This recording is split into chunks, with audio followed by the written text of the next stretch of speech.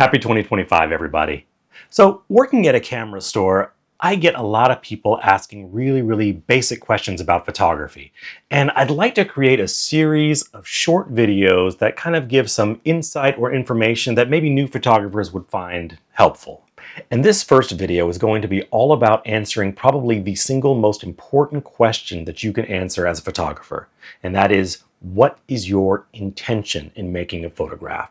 So, what do you want it to look like? What do you want it to feel like? What questions are you trying to answer with this photo?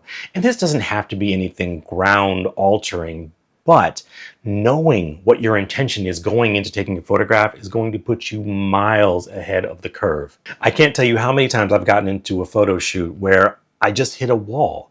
I didn't properly think through what exactly I was trying to create in this photo shoot, and I just hit a creative block. I didn't know what to say. I didn't know what to do. It still happens to me, even though I've been photographing for 20 years or so.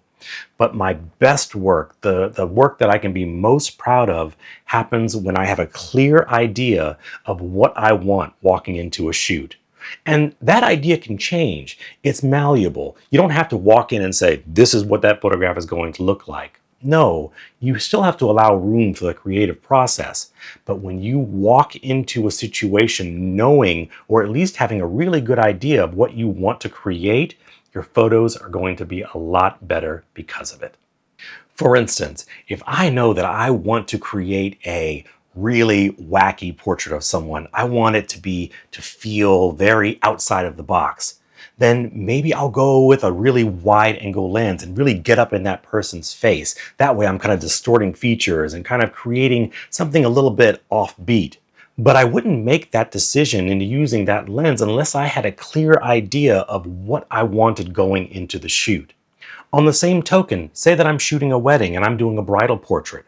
I know that I want to create a really soft, beautiful photo that's going to have a blurred out background, say.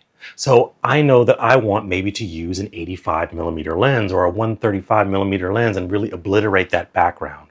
But knowing what you want to shoot first really helps you narrow down what kind of equipment, lighting, setting, all of those other things that are going to help create your image start with your intention.